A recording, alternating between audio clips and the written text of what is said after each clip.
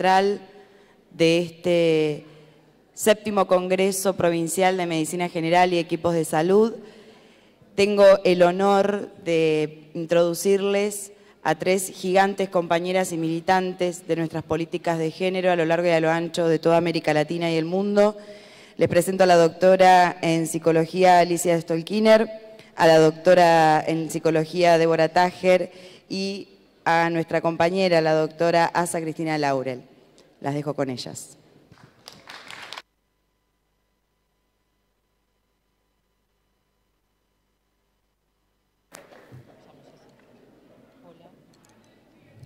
Hola, hola.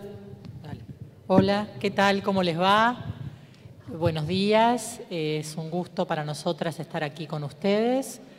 Y les quiero contar un poquito cómo surgió este panel, cómo fue la idea de este panel.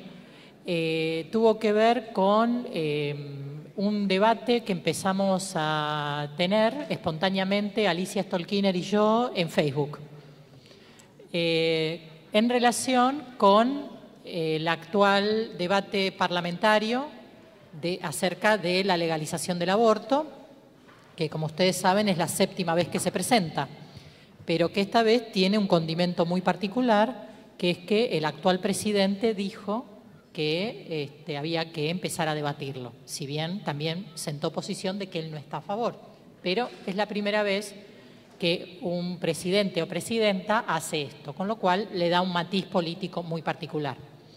Entonces, en este sentido, lo que se empezó a debatir en todos los ámbitos, por lo menos en los que yo circulo, es si esto es una cortina de humo o si es un derecho legítimo, o ambas cosas, que me parece que estamos inclinadas a pensar que por este lado, ¿no? Es ambas cosas. Es una cortina de humo para tapar muchas de las políticas impresentables y por el otro lado es un derecho legítimo que tiene una historia muy larga. Entonces, parte de lo que empezamos a discutir, y por eso Cintia dijo, Cintia Altamirano, que nos presentó, fue la que dijo, esa mesa tiene que estar en el Congreso de Medicina General. Y cuando vimos que en el programa estaba Cristina, amiga y compañera, Cristina, por esas cuestiones de la historia, fue secretaria de Salud de México DF en el momento de implementación de la legalización del aborto y como prestación de los servicios de salud. Entonces, nos parecía muy importante en un congreso como este, dada la presencia de Cristina, que en este debate ella cuente la experiencia, cómo ha sido la experiencia política de esa implementación y cómo ha sido el diálogo entre la gestión en salud, los servicios de salud y el movimiento de mujeres. Entonces, es parte la cocina de la mesa, ¿no? Para que ustedes sepan de qué vamos a hablar. Algunas de las preguntas y de las cuestiones que empezamos a discutir con Alicia y que es parte de lo que pudimos relevar la discusión actual es por qué antes, con comillas, no y por qué ahora, con comillas, sí, ¿no? Y entonces, yo quería tomar algunos puntitos a modo de disparador. El año pasado, cuando fue el Encuentro Nacional de Medicina General en Mar del Plata, a mí me tocó, como la primera actividad del Congreso, un coloquio sobre género y políticas públicas.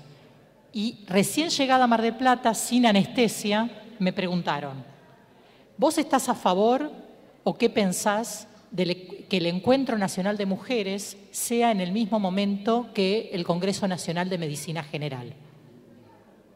Sin anestesia y sin saber qué se estaba debatiendo, yo dije, me parece fantástico, pero porque tiene que ver con una postura personal de que florezcan mil flores. Me parece fantástico que hubiera 2 eventos muy importantes a favor de los derechos en 2 lugares diferentes y que haya gente para los 2 lugares. Pero lo que yo no sabía es que había habido una interna dentro de la Sociedad de Medicina General en relación a que no se había tomado en cuenta que era el Encuentro Nacional de Mujeres. Entonces, digo las 2 cosas. y lo dije en ese momento. Me parece fantástico que puedan haber esos dos eventos al mismo tiempo, pero el año que viene, o sea, hay que fijarse, y de hecho se hizo, que no coincidiera. Y creo que esto, que es una anécdota, tiene que ver con una tensión que hay al interior de la medicina social y, por supuesto, al interior de la medicina general. ¿Qué posición tomar en relación con los derechos de las mujeres a la salud y los temas más urticantes, como es el aborto? Bien. Dicho esto, digo que lo que muchos de ustedes saben, que en la Argentina hay aborto legal por causales, ¿verdad? Lo que llamamos ILE, interrupción legal del embarazo. Y que a partir de 2012 aproximadamente, con dos cuestiones, con la guía para la atención de los abortos no punibles y con la posición de la Corte Suprema frente al fallo FAL, que hizo una interpretación del artículo 86 del Código Penal, fundamentalmente con respecto a la causal violación, que interpretó que no era solo violación de idiota o demente, que era la interpretación, la lucha, digamos, la cuestión, para decir que era legal en el caso de todas las violaciones. Entonces, a partir del 2012 se abre un panorama muy importante, que es la práctica de la interrupción legal del embarazo en los servicios de salud en términos legales. Acá me dicen que no. Bueno, se abre un panorama que es el siguiente. Se puede hacer, pero no se hace. Bien, entonces, existe un marco legal que habilita, pero al mismo tiempo hay una objeción masiva de conciencia de los servicios para no hacerlo, salvo la medicina general en el primer nivel. Es decir, que casi los únicos abortos de ILE que se hacen en la Argentina, en los servicios de salud, son en el primer nivel y están hechos por la medicina general. Entonces, me parece que eso, decirlo acá, es muy importante para legitimar lo que ustedes hacen, aún con estas contradicciones que yo estaba planteando recién. ¿Sí? Y sabemos que el problema y la vulneración mayor está en el pasaje al segundo nivel, donde casi todos los ginecólogos y ginecólogas y obstetras se oponen y hacen objeción de conciencia, fundamentalmente porque los grupos de derecha militan fuertemente esas asociaciones. Y la segunda razón es que, con muy pocas excepciones, las facultades de medicina no preparan para esto. O sea, no hay preparación técnica para lo que es legal. Como yo suelo viajar por la medicina social, me he encontrado muchas de ustedes en México, en Colombia y en Uruguay. Es decir, que la medicina general ha tomado en manos propias ir a formarse a los lugares donde esto es legal para estar técnicamente formadas, fundamentalmente más mujeres que varones, para poder brindar lo que es un derecho. Y me parece importante ponerle palabras a esto que es una realidad medio que invisible, que es una práctica real pero que está invisibilizado.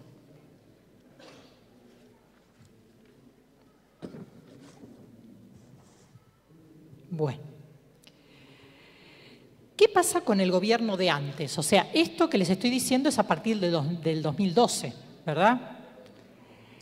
Una de las cuestiones es que el gobierno de antes no tenía convicción en que el aborto legal fuera incluido ampliamente en el sistema de salud.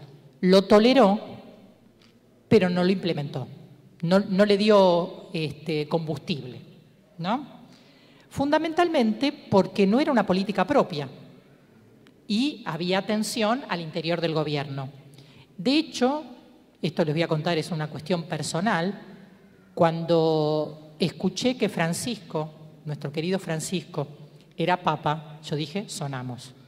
O sea, si esto venía difícil, la alianza con Francisco Bergoglio iba a cerrar totalmente. Entonces, ahí tenemos un problemita entre lo nacional y popular y la amistad con Francisco.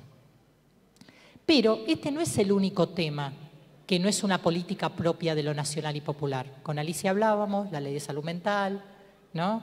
El matrimonio igualitario.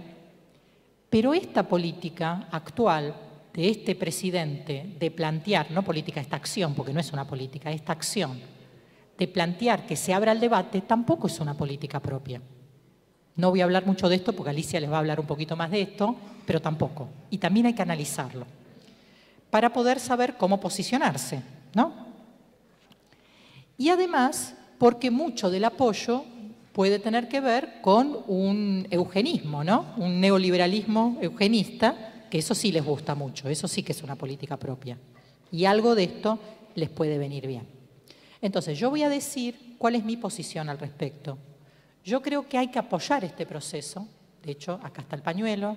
De hecho, me han convocado para el banco de profesionales que vamos a ir a atestiguar con los diputados. Y porque es muy importante que aunque este gobierno intente capitalizarlo, esta ley salga. Entonces, quiero convocarles a que desde la medicina social y desde la medicina general estemos a favor de la legalización del aborto voluntario. Y ahí voy a hacer una distinción. Lo que tenemos hasta ahora aún vulnerado es el aborto cuando esto es un problema para la salud, es decir, más allá de la voluntad de las mujeres. Y lo diferente que trae la interrupción voluntaria del embarazo es el valor de la autonomía de las mujeres. Hay una diferencia en que esto sea un problema sanitario, que lo es, pero además de ser un problema sanitario, es un derecho de las mujeres a tener autonomía sobre los propios cuerpos y a que la libertad sexual no se cobre la salud de las mujeres. Que haya, esto lo dijo Dora Barrancos muy bien, que la autonomía en la sexualidad que los varones puedan tener sin que esto impacte en sus cuerpos, de alguna manera haya una medida para que esto también pueda ser en los cuerpos de las mujeres. Entonces, en este sentido voy a utilizar una palabra que a lo mejor ustedes no conocen, pero que muchos sí deben conocer, es que no podemos tener una posición machirula, ¿no? Es una palabra que se está utilizando mucho. No podemos seguir diciendo que hay otros problemas muy importantes y que de esto no nos vamos a ocupar. Nos tenemos que ocupar de todos los problemas y de este también como gran problema. Y además entender que esto que yo intento plantearles es un debate que está atravesando toda la sociedad. En todos lados se está debatiendo cómo se dirime este conflicto. ¿Cómo hacemos para dejar de actuar como si esto no pasase? Seguir con las mismas formas de ejercicio de poder, con las mismas formas de militancia, con las mismas formas de grupalidad que sostienen que estos problemas son problemas menores. ¿Sí? Que los grandes problemas son la pobreza, la inequidad, por supuesto que lo son, pero este también. No es que esos no y estos sí, todos, y este también.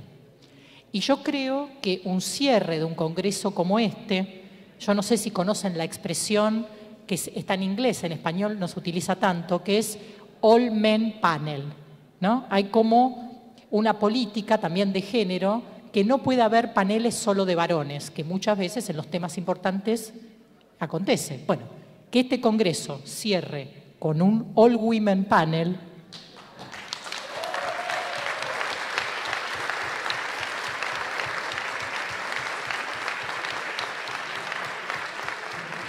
me parece que es un buen auspicio de hacia dónde queremos ir y qué construcción nos queremos dar. Yo dejaría acá y le paso la palabra a Alicia Stolkiner.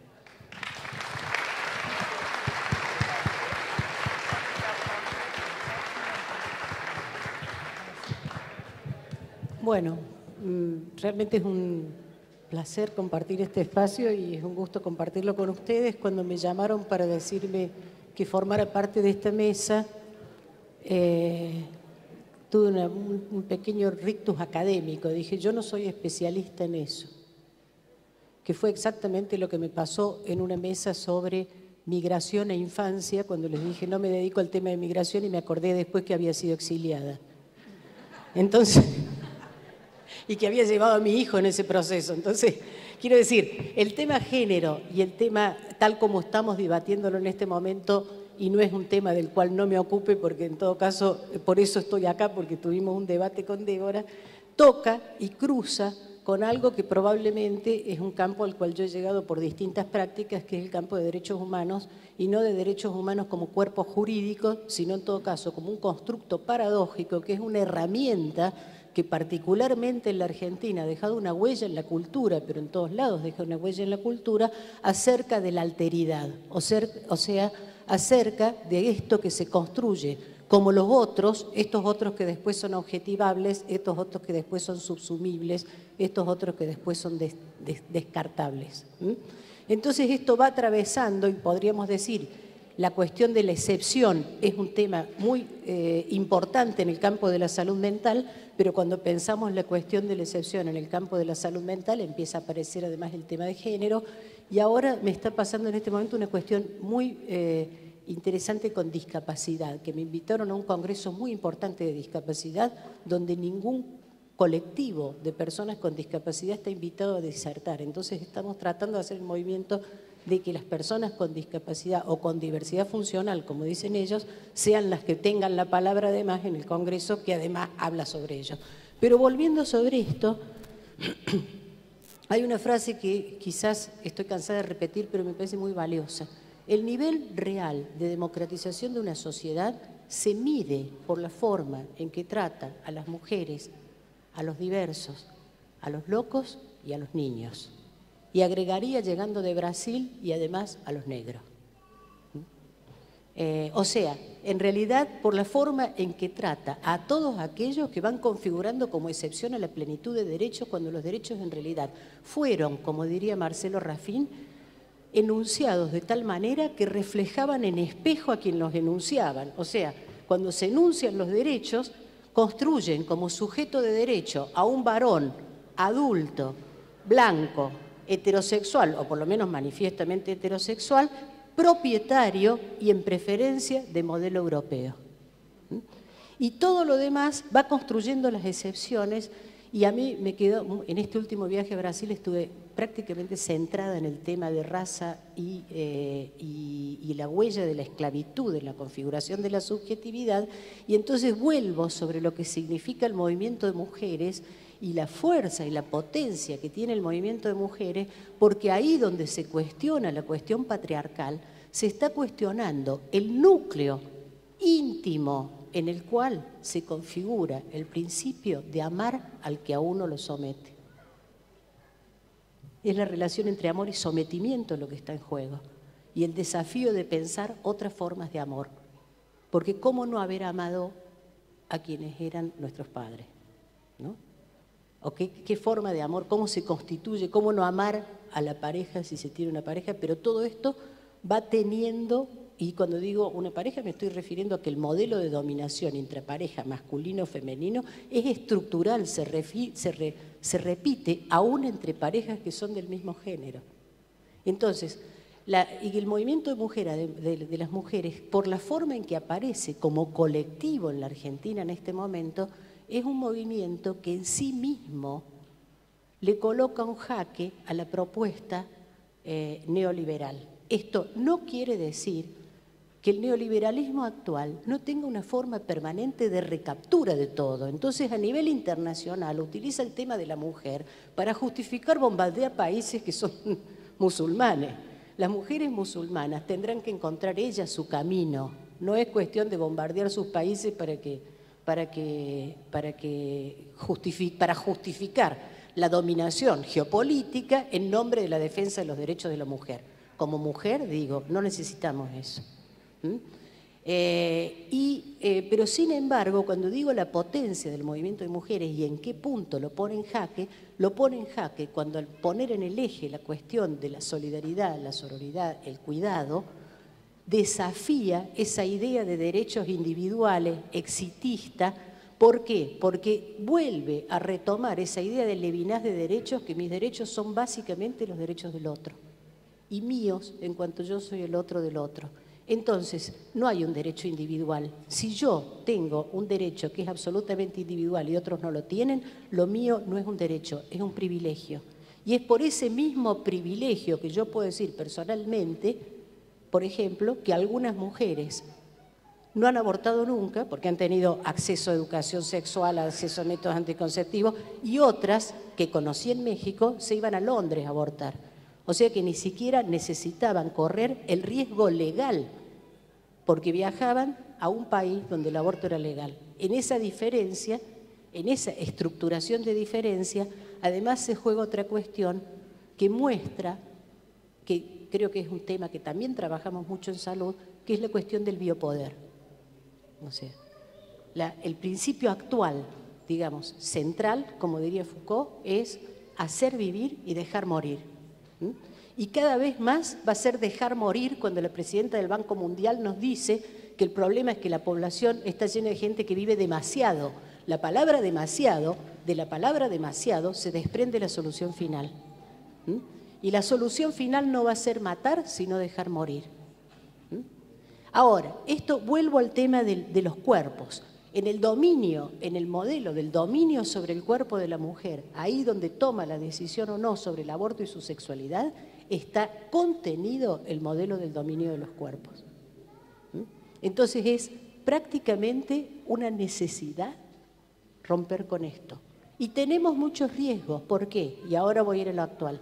¿Por qué este gobierno no tiene ningún problema cuando se lo meten por la cabeza? Porque en realidad, como dije en ese debate, debo decir, se han subido un tren pero no manejan la locomotora. Es exactamente eso, se han subido un tren que no saben dónde lo lleva. No, pero ¿por qué no tiene ningún problema? Porque la nueva derecha neoliberal, hay una parte de esa derecha neoliberal cuya única moral es la acumulación de la ganancia. ¿Está claro? Los otros, los que representan la nación, los moralistas, los católicos, etcétera, son parte de eso, apoyan eso, pero en realidad atrasan en relación a eso. No tienen ningún problema y ya lo escuché el otro día, vamos a votar por la despenalización del aborto, pero no le pidan a la sociedad que lo pague. ¿Está claro? O sea, lo van a dejar librado a la fuerza del mercado. Quiere decir, no vamos a correr el riesgo de que a la mujer la metan presa, pero si no tiene los 50.000 pesos para pagar el aborto, va a correr los mismos riesgos que está corriendo ahora. Entonces, hay un punto del debate que es central en la ley que ha sido presentada, porque lo otro que ha pasado es que ya se han presentado un paquete de leyes, algunas absolutamente disparatadas, pero disparatadísimas, tipo, vamos a sacar el feto a la semana 20 y pico y lo vamos a poner en una incubadora para ver si sobrevive, la mujer se tragó el embarazo, le hicieron una cesárea, el bebé lo van a martirizar y si es que sobrevive a ser con discapacidad, la familia adoptante no sé, bueno, en síntesis, disparatadísima. Pero el objeto de esa multitud de leyes, yo les digo cuál es porque lo aprendimos con la ley de salud mental, es que cuando el debate llegue a Cámara de Senadores, que es la más conservadora, manden de nuevo a diputados. Y ahí empieza como una demora de ping-pong para ir transformando las cosas, cambiando la letra, etcétera, etcétera, y con suerte cambia el escenario político, pasa el 2019 y además pierde estado parlamentario. Entonces, veamos, porque no se trata ahora, yo creo que todo proyecto de ley es perfectible. Les voy a decir lo que aprendimos con la ley de salud mental. Todo proyecto de ley es perfectible. Cuando se iba a implementar la ley de salud mental, alguien me dijo va a traer muchos problemas. Le dije, me encantó, pero son problemas nuevos, porque los viejos los traemos desde el siglo XIX. Y ya los conocemos todos y los mismos que ahora se quejan de los problemas nuevos no hicieron nada por cambiar los problemas viejos. Se enteraron ahora del tema. Y hay otra cosa que aprendimos en la ley de salud mental, con la ley de salud mental, y la vimos en julio del año pasado. Una ley es una herramienta de trabajo. No es el Estado el que implementa las leyes. El Estado lo que hace es trabajar alrededor de algunas leyes, pero las leyes son herramientas de trabajo. Quiere decir, tienen que ser apropiadas por actores sociales que después la pelean palmo a palmo en cada una de las instancias institucionales y dispositivos donde hay que pelearlas. Por eso, cuando en julio apareció un disparatado decreto reglamentario que daba por tierra con la Ley de Salud Mental, y fue una respuesta tan impresionante de los actores que la ley había potenciado, la respuesta fue en las redes, en la movilización, en los servicios, etcétera, que ahí, yo me imagino, acá perdónenme, va a ser una grosería de política nacional, Marcos Peña debe haber dicho por qué nos tragamos este garrón, en pleno cambio de ministro, que es esto de la Ley de Salud Mental de envuelta, y ahí viene el cambio de discurso en salud mental con la puesta de una dirección de salud mental que viene de Trieste, formada a la italiana, digamos, que por supuesto el problema no va a ser el discurso que tiene el director de salud mental, que quizás tiene las mejores intenciones, sino la ausencia de presupuesto para la ejecución de la ley. Pero lo cierto es lo que evitamos, como diría Silvia Berman, la real voluntad de ejecución de una ley se ve en el presupuesto. Bueno, tendremos que pedir los recursos. Es así, tendremos que pedir los recursos. Y con respecto a al debate que tenemos ahora planteado alrededor de la interrupción legal del embarazo voluntaria, como bien dijo Débora, tiene una dimensión ética, tiene una dimensión política, tiene una dimensión religiosa y tiene una dimensión instrumental. Pero lo que se está jugando alrededor de eso es un derecho de libertad en relación a los cuerpos. Y creo que en ese punto es que nosotros tenemos que tenerlo presente. Cristina creo que va a plantear muy bien cómo es el campo de la implementación, pero tenemos que tener presente que esa es la locomotora a la cual se ha subido un gobierno cuya función en realidad es dejar morir. Muchas gracias.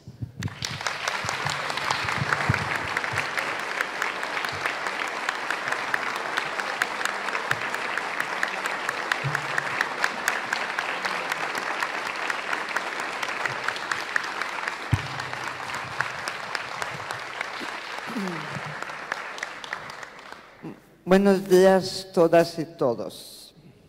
Un gusto estar aquí en esta mesa con mis amigas. Yo voy a presentar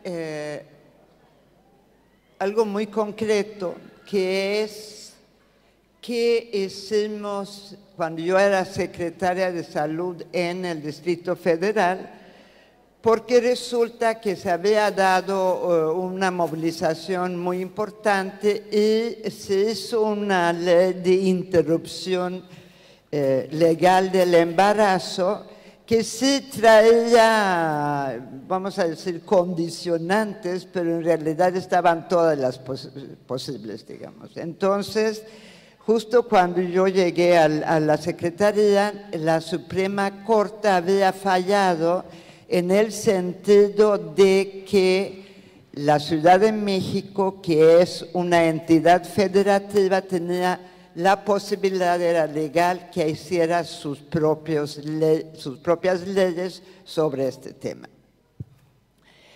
Entonces, también hay que decir que seguramente como aquí el aborto clandestino es muy común en México, y ahí hay una clara diferencia porque las mujeres que tienen recursos se van a las clínicas privadas, se hacían el aborto sin ningún riesgo y no, en realidad no pasaba nada, pero sí las mujeres pobres, sin recursos, hacían abortos clandestinos que en no pocas ocasiones llevaban a la muerte.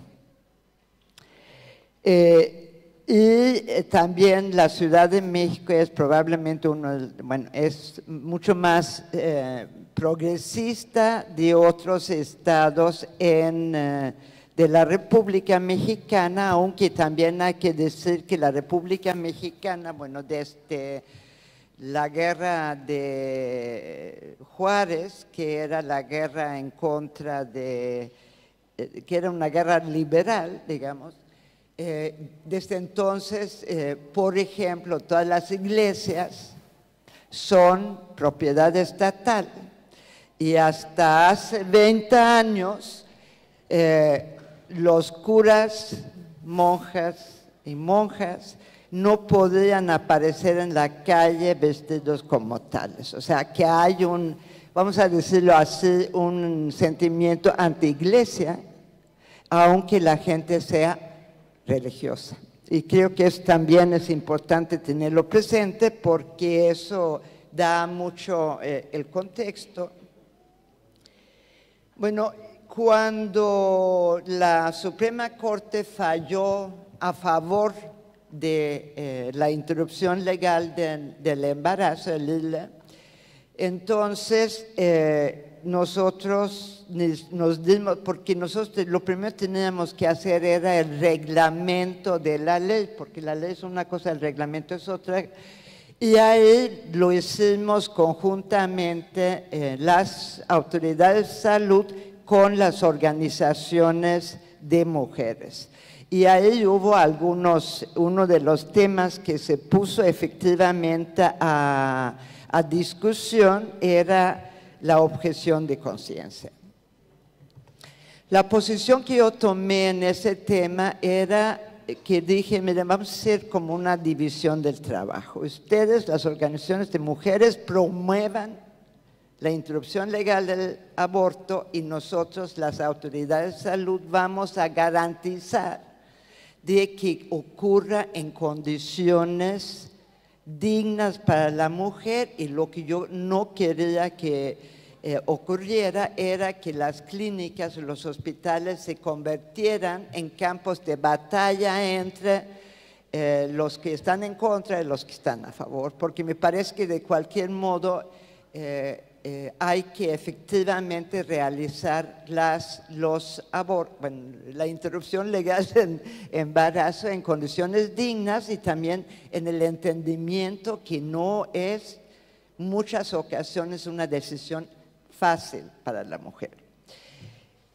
Entonces, lo que hicimos en este sentido fue que reconocimos la posibilidad de objeción de conciencia, pero que era una obligación de la institución de salud.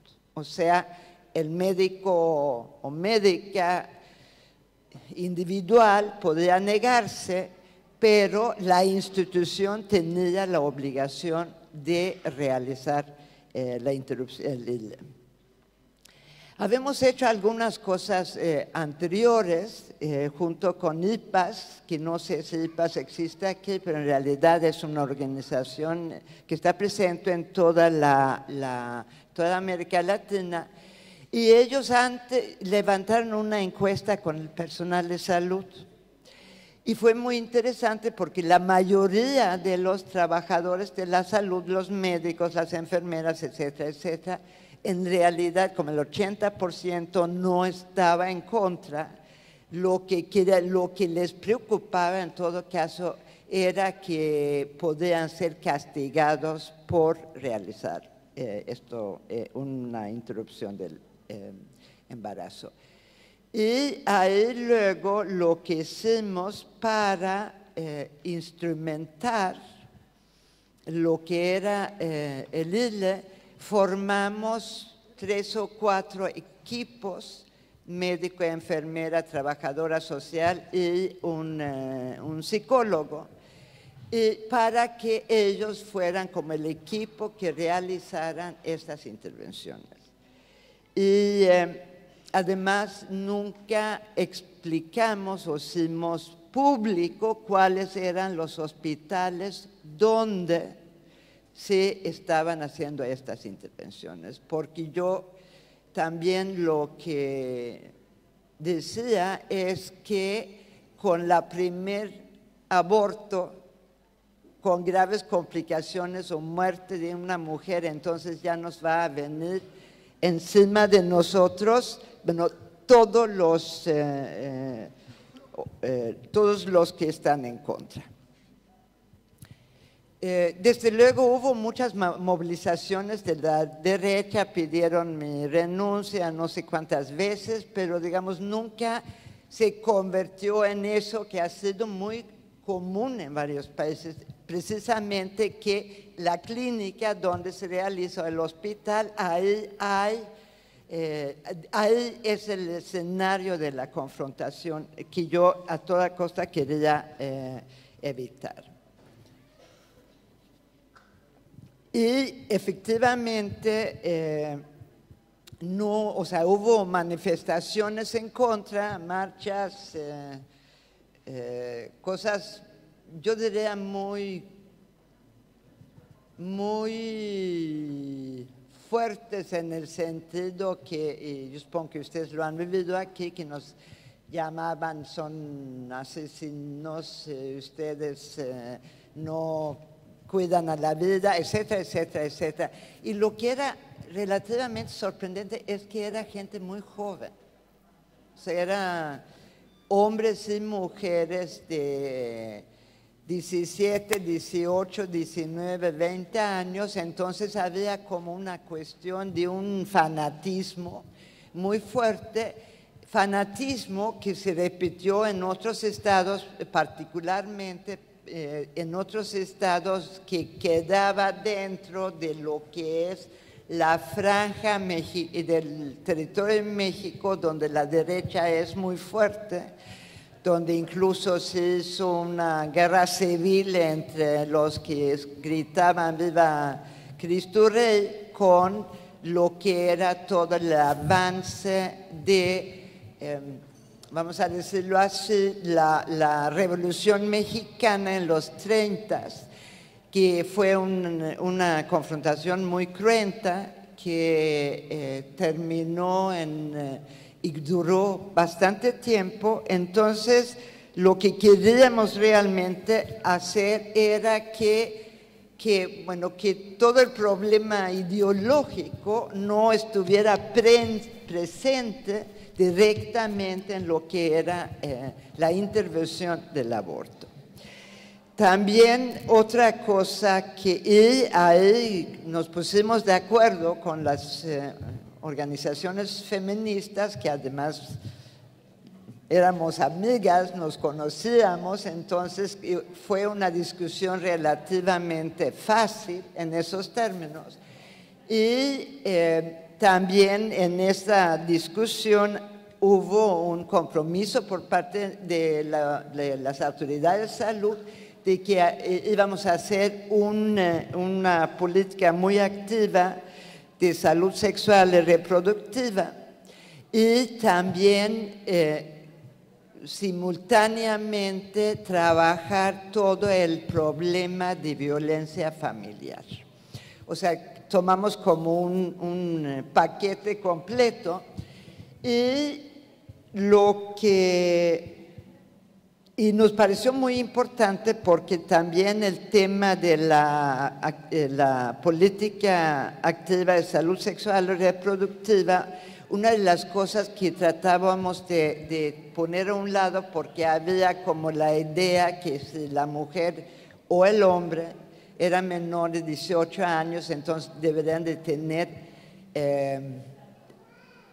la autorización de sus padres para que le diera algún tipo de anticonceptivos. Y también tenemos mucho interés en promover lo que era el uso del condón, porque teníamos todo el problema con VIH-Sida, y queríamos empezar a bajar el contagio, y que también tuvo muy buenos resultados. Y en esos términos creo que fue como también no solamente centrarnos en lo que era la interrupción legal del embarazo. Tuvimos algunos casos donde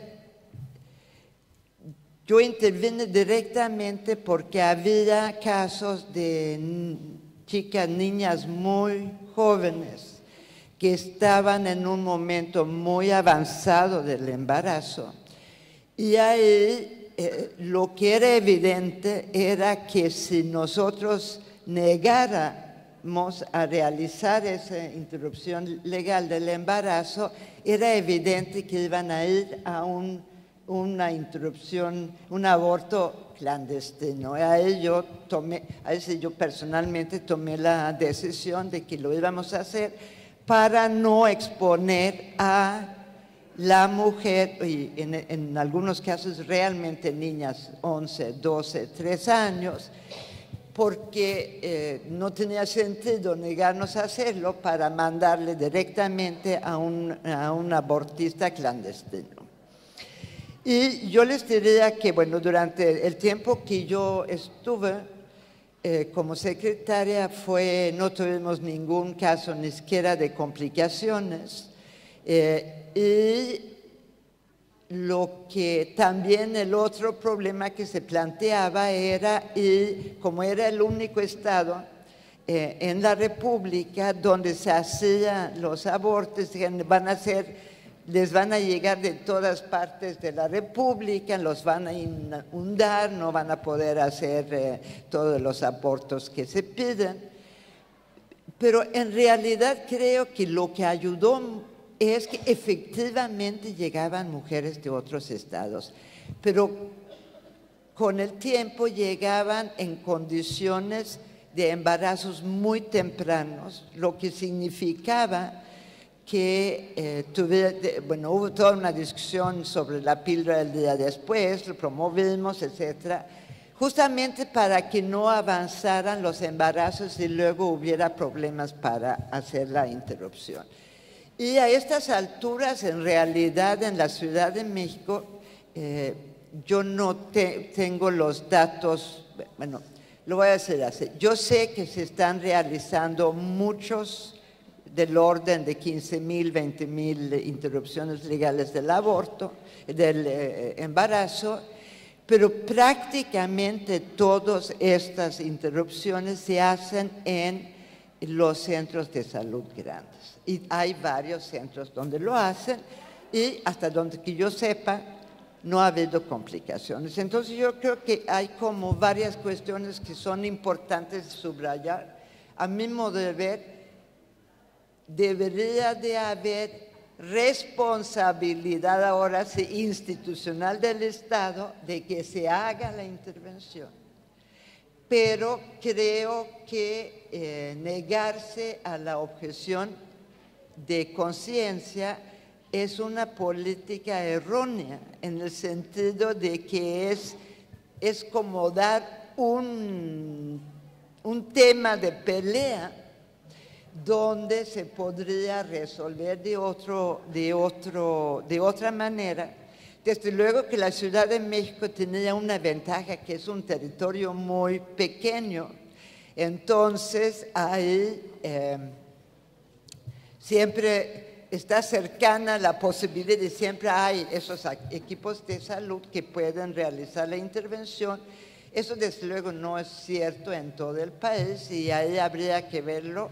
Yo voy a terminar diciendo que cuando yo hice mi residencia en Suecia, yo estuve medio año haciendo ginecología y obstetricia en una ciudad relativamente pequeña y la única que no tenía objeción de conciencia para hacer los abortos fui yo. Entonces, sin embargo, con el transcurrir del tiempo, ya no hay muy rápidamente la idea de que se pueden hacer los abortos y deben hacerse tempranamente, se instaló. Entonces yo también tenía esa experiencia y creo que eso nos habla de que las sociedades, en cambio, donde las mujeres están dando sus luchas, creo que ahí hay un cambio cultural a veces mucho más rápido de lo que pensamos.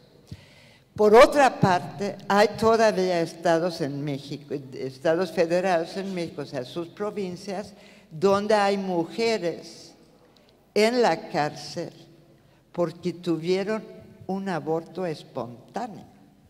Y eso ya es realmente el colmo. Y eso, digamos, es el otro extremo, donde no solamente la mujer tiene autonomía o decide sobre su cuerpo, sino un proceso fisiológico que resulta en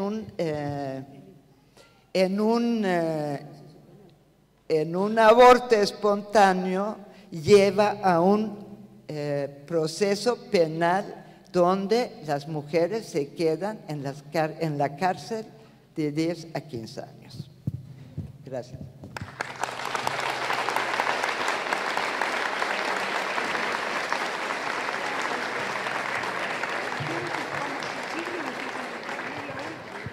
¿Un espacio de intercambio? Sí. ¿Cuántas preguntas? ¿Abrimos preguntas? ¿Preguntas? ¿Comentarios?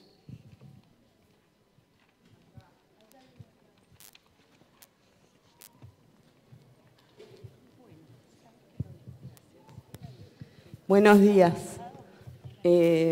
Me presento, soy de Florencio Varela, de un equipo de salud de un barrio que se llama San Eduardo. Soy trabajadora social y jefa del centro de salud y feminista. Así que es un lujo tenerlas en el panel, en este último panel. Una alegría, además, que sean las que estén cerrando este congreso. La lucha por la legalización del aborto nace de los movimientos feministas en nuestro país. Y bueno, simplemente una reflexión. Coincido con lo que ustedes plantean, en que es un momento en que el tema está visibilizado, y aunque realmente yo también considero que es una cortina de humo esto para tapar el desastre que está ocurriendo en nuestro país, creo que las mujeres tenemos que tener, los movimientos de mujeres y todos los que apoyamos la legalización del aborto, la astucia de poder llevar esa agua a nuestro molino. No importa cuál sea la intención, o sí importa, pero también creo que es un momento muy importante porque es la primera vez que se está debatiendo en el Congreso y además con los aportes de un montón de profesionales y activistas que están llevando no solo su opinión, sus experiencias también y todo lo que han investigado a lo largo de estos años. Así que es un momento muy importante, creo yo, para la visibilización de esta temática. Y por otro lado, tomo lo que decía la doctora Alicia, el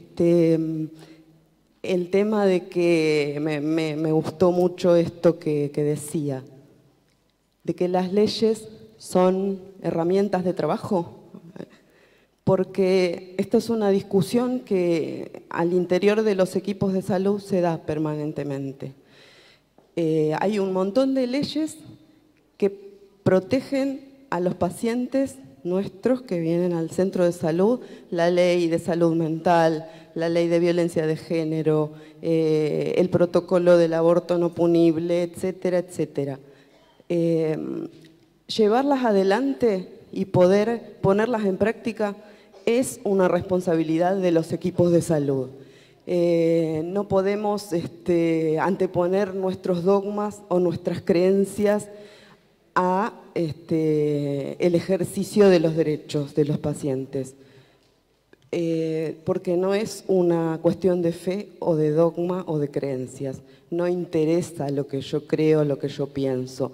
Lo que interesa es que podamos brindar, en este caso a las mujeres, la posibilidad de decidir sobre sus cuerpos porque es un derecho. Entonces, anteponer mis dogmas a eso no solo es un error, primero que es un ejercicio de poder espantoso, porque somos profesionales de la salud y esto es una problemática de salud pública. Tiene que quedar claro eso para cualquiera de los integrantes de un equipo de salud. Nada más.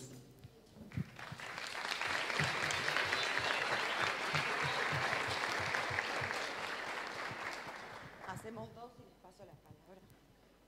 Espérate que ya me pidieron antes.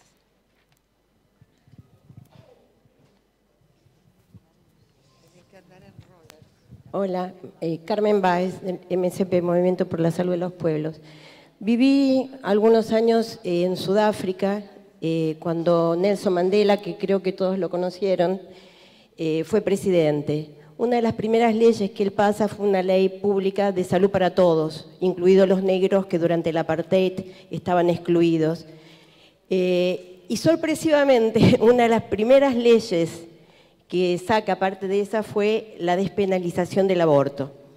Ahí no hubo ni discusión previa, ni había grupos feministas, nadie supo bien por qué esa ley pasó antes de la antitabaco también. Bueno, aparece, yo estaba trabajando, no estaba como directora, estaba trabajando en el terreno a nivel distrital y había que implementarla y apareció la objeción de conciencia, porque no hubo discusión, no hubo preparación de la sociedad, pero pasó un fenómeno muy particular.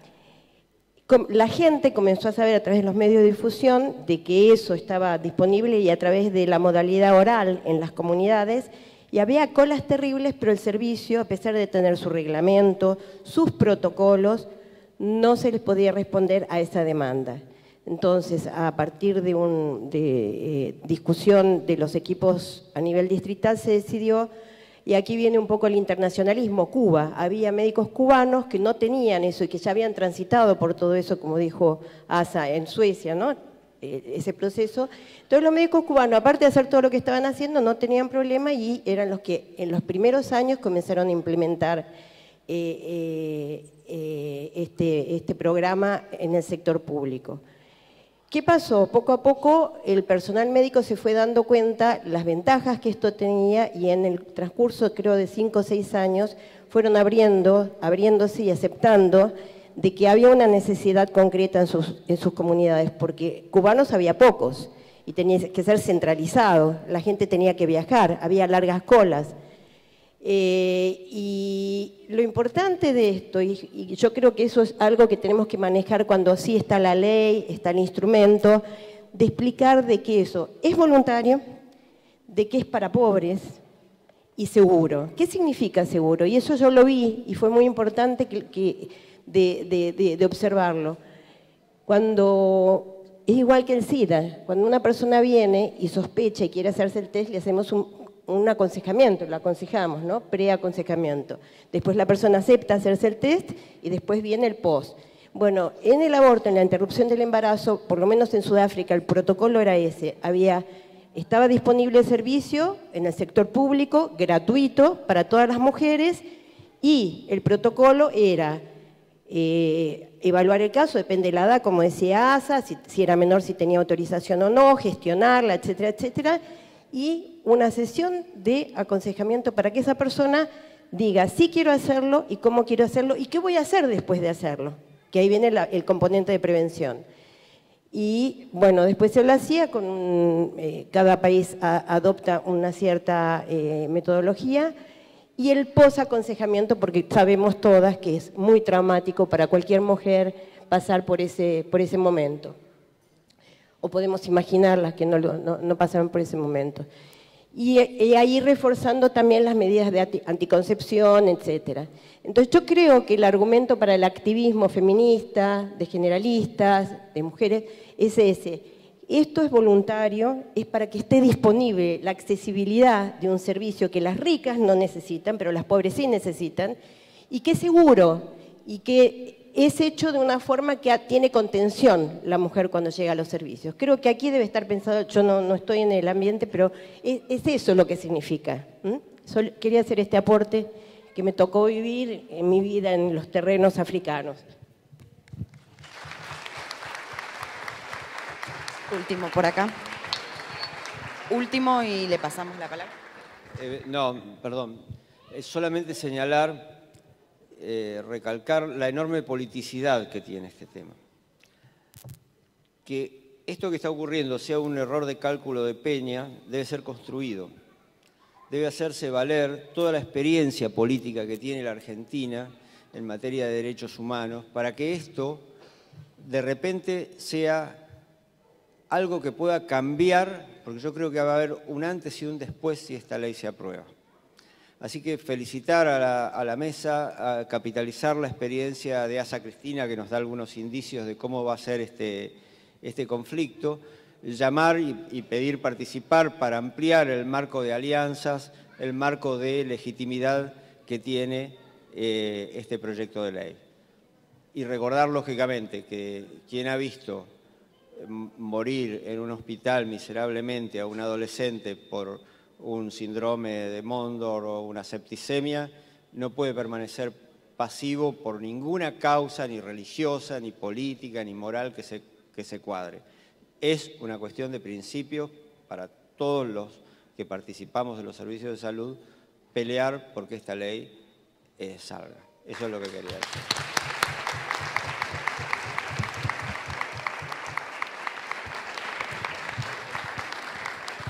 Bueno. Voy a ser muy breve, dos cosas. Una, un dato demográfico. La Argentina pasó entre el siglo XIX y el siglo XX, entre finales del siglo XIX y principios del siglo XX, en un lapso muy breve, que son menos de 30 años, de un crecimiento demográfico natural a un crecimiento demográfico controlado. Entre finales del siglo XIX y principios del siglo XX. Esto lo estudia Susana Torrado, Historia de la Familia en la Argentina Moderna. La Argentina venía con un crecimiento demográfico natural, lo que se llama la cantidad de nacimientos que haya según... y de golpe pega una bajada así y baja la natalidad en un periodo de menos de 30 años, en un periodo en el cual no existían ni los anticonceptivos orales ni los anticonceptivos mecánicos, salvo algunos pesarios de oro que usaban algunas clases, y existían únicamente unos preservativos rudimentarios que probablemente se usaban más de lo que se usaron después. Esto lo hizo la población argentina con el Estado en contra, porque el Estado argentino siempre fue natalista, con la Iglesia en contra, porque la Iglesia se oponía a los anticonceptivos, y con la medicina en contra, porque la medicina se oponía al control de la natalidad por la forma que sea. Quiere decir, una población, es un fenómeno que se estudia internacionalmente, una población que con el Estado, la Iglesia y la medicina en contra modificó sus pautas de nacimiento. Debo decirles, porque esto no le va a gustar a los que sí plantean el aborto, es que el recurso fundamental que se utilizó fue el aborto. Entonces tenemos una sociedad que históricamente utilizó el aborto como método anticonceptivo, simultáneamente, como método de no crecimiento demográfico, simultáneamente a manifestarse ideológicamente en contra. Es un extraño estándar, es un extrañísimo estándar, es un fenómeno social rarísimo. Entonces, en algún punto, lo que se está debatiendo hoy pone en conexión y en contradicción el discurso con la práctica. Hemos tenido un presidente que se pronunció en contra del aborto para después descubrir que su mujer dijo que le había hecho hacer un aborto, ¿o no? Sí, señor. ¿Qué? Y otras cosas más. Entonces, volvamos, lo otro que quiero decir con respecto a la ley es una herramienta, que tenemos un legado.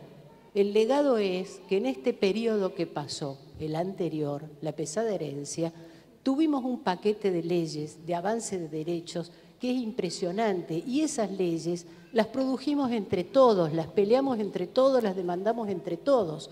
Entonces tenemos no solo la ley de salud mental, la ley de muerte digna, hay que estar en los servicios hospitalarios para saber la diferencia que si uno reclama el alivio que inclusive tienen los médicos cuando dejan de martirizar a una persona en el proceso de morir. Como me dijo del médico, le dije, no lo haga. Y me dice, gracias. Dice, yo lo mismo hubiera hecho por mi madre, me dijo. Exactamente. En todo caso, una extracción de sangre arterial en una persona que de cualquier manera iba a morir. Listo. Vuelvo a esto. Tenemos leyes muy interesantes. Tenemos una ley de discapacidad que tenemos que agarrar hoy entre las manos porque se están recortando todos los beneficios que se le dieron a las personas con discapacidad. Tenemos, y nos falta esta. Y en esto yo quiero decir algo contra la objeción de conciencia. Hay en todo caso, no me gustaría que me atienda una persona que está haciendo algo que piensa que no debe hacer en la práctica. No me gustaría que me opere un médico que cree que es un pecado la transfusión y me la tiene que hacer, no sé si está claro. Entonces, el tema de la objeción de conciencia, que según en una investigación que se hizo en Uruguay, curiosamente, que fue altísima la objeción de conciencia en Uruguay, pero fue altísima por razones no religiosas, eso es curioso. El tema de la objeción de conciencia es un tema que no se resuelve por la vía, en esto me parece muy importante lo que dijo Cristina, por la vía de la imposición, se resuelve por la vía de cómo van procesando las cuestiones las personas, porque no se puede imponer a alguien, es casi les diría una violencia laboral, imponerle a alguien que haga algo con lo cual está profundamente en desacuerdo. No sé si estoy... Y quiero decir otra cosa, con respecto al tema profundo del aborto, una vez que tengamos la ley y una vez que la decisión, entonces vamos a tener que pelear por otras cosas.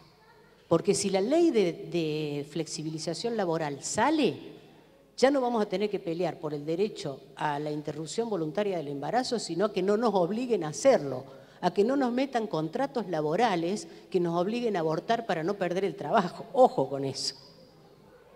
Ojo.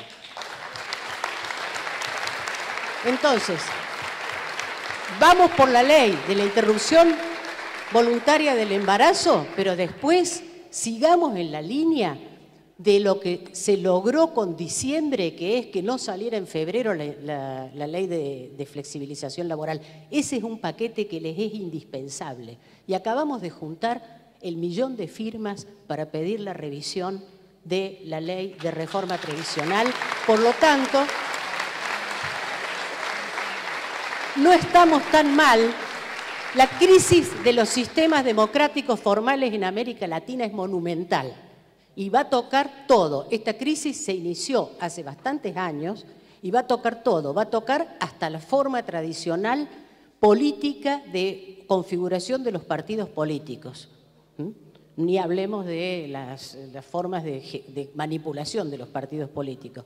La crisis de los modelos formales es así. Pero una cosa es la democracia formal y otra cosa es cómo vamos día a día, paso a paso, en términos de colectivos, construyendo esta ampliación de derechos que no nos van a quitar. Eso me parece que es indispensable.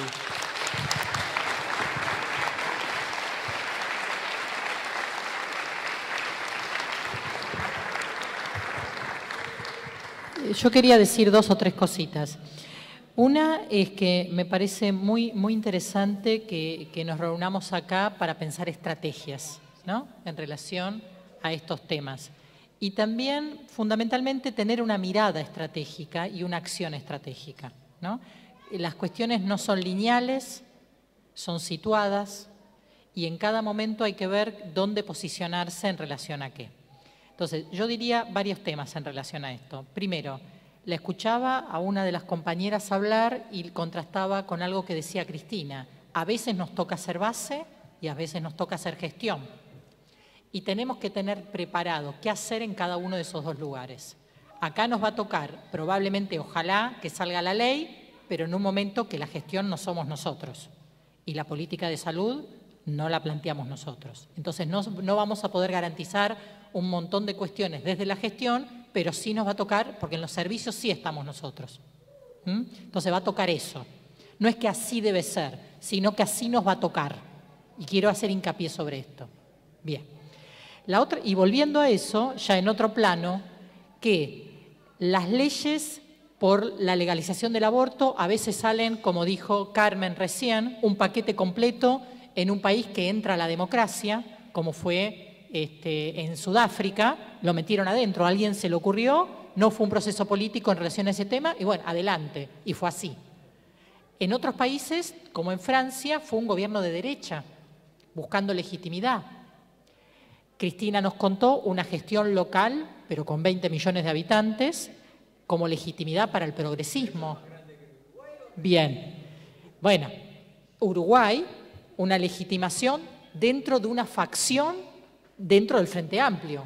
No hubiera salido con el otro amigo, el oncólogo, ¿sí? Salió con el Pepe. ¿Bien? Bien. Entonces, me parece que es interesante ver esto, No siempre es igual, no todos los procesos son iguales. Y por otro lado, tomar algo que señalaba Carmen, que es el tema de la contención.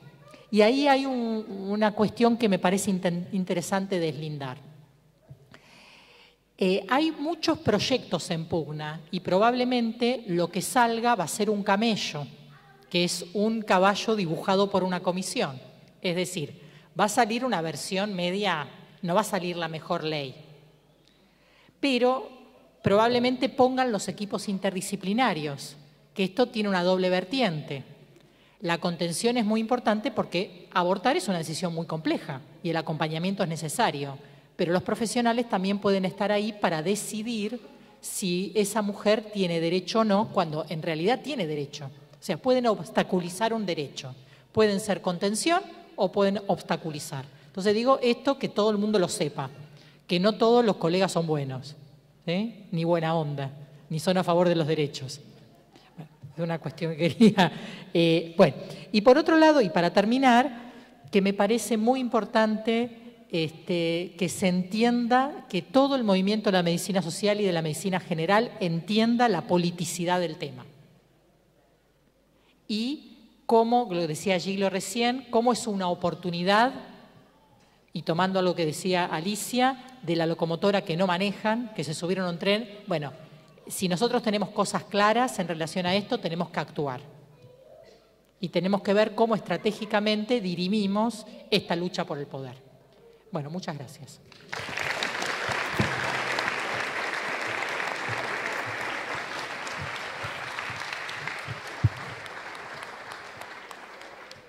Bueno, yo por principio no me meto a hacer política en países que no es el mío, porque a mí no me gusta cuando... Bueno, pero somos varios países. Bueno, pero lo que yo quería decir es que yo creo que también el tema de la interrupción legal del embarazo y otros temas de derecho son muy importantes, o sea, es verlo de otra manera, de otro ángulo, son muy importantes para ir generando ¿cómo llamarlo? La hegemonía de las ideas progresistas. Entonces creo que ahí van como sumando, y la Ciudad de México hasta la fecha es, a pesar de que ha estado el gobierno, las fuerzas progresistas que luego no se hicieron tan progresistas y luego hasta muy corruptas, sin embargo sigue siendo un territorio donde que está a la vanguardia en el país, y yo creo que eso es, entre otras cosas, gracias a ese proceso de instauración de una serie de políticas progresistas, como fue la pensión universal para los adultos mayores, como lo fue el programa de servicios médicos, medicamentos gratuitos, como fue un apoyo a los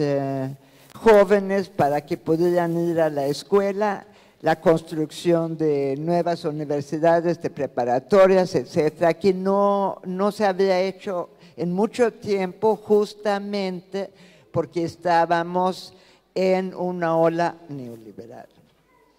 Y por último, y eso es anécdota, pero me parece importante porque México fue uno de los primeros países de América Latina que convirtió el uso de los anticonceptivos en una política de Estado. Y yo me acuerdo cuando andaba en el campo, y se me acercaba una mujer campesina y me dijo, porque había que las mujeres que necesitan muchos hijos, que tienen muchos hijos, y sobre todo en el campo. Entonces yo iba caminando, ella venía en el sentido opuesto y me dijo, ¿cómo lo puedo hacer para no tener más hijos? Y me parece que eso expresaba lo que me acordaba a propósito de lo que dijo Alicia sobre cómo por medios propios y probablemente primitivos la propia gente cambió lo que eran las tendencias demográficas en un momento dado. En ese sentido, pues yo creo que también debemos pensar que estos temas no nada más los discutimos nosotros, sino también la gente común y corriente. Agradecemos a las 3 compañeras que con total generosidad se sumaron a este panel. A las compañeras feministas les voy a pedir que la despidamos con el cantito. Ahora que estamos todas, vamos, ahora que estamos todas, ahora que sí nos ven, abajo del patriarcado se va a caer,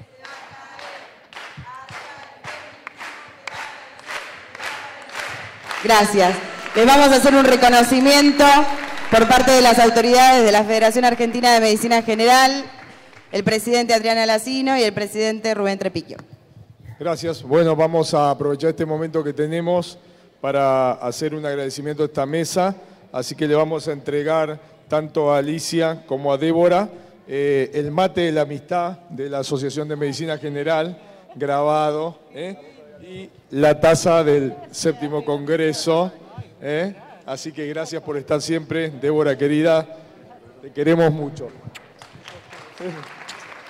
Gracias Alicia, muchas gracias por estar siempre acompañando este movimiento de la medicina general. Bueno, para los invitados internacionales tenemos acá también un regalito y a Asa Cristina lo vamos a hacer ahora porque ahora viene la entrega de premios, los premios del Congreso, viene el video breve de 3 minutos que hicieron los compañeros que han trabajado muchísimo, pero como Asa se va a tomar el avión y Sara Quintero, por favor, vamos a llamarla acá arriba, la profesora cubana, odontóloga, estomatóloga, que se van a tomar el avión ahora, entonces vamos a hacer entrega acá. Rubén, por favor. Tenemos el termo, un termito, el mate también para Sara y tenemos una plaquita, un acrílico que la asociación te quiere hacer, Sara, en reconocimiento a tu presencia en este congreso. Muchas gracias, muchas gracias. Gracias a Cuba por estar siempre con nosotros, el Seminario Internacional de Atención Primaria que el año que viene cumple 25 años y que Sara nos ayuda junto con el profesor José Ramón y Josefina a construir. Muchas gracias. Ahora, por favor, Rubén, vamos a entregarle a Cristina. El termo también para que tomes cafecito, no mate, pero bueno. El termo con el logo de la asociación. El mate de regalo, el mate de la amistad. Bueno, y el acrílico que dice: a la doctora Asa Cristina Laurel por su participación en el 7º Congreso de Medicina General y del equipo de salud, por un sistema integrado de salud, nuestros principios y valores.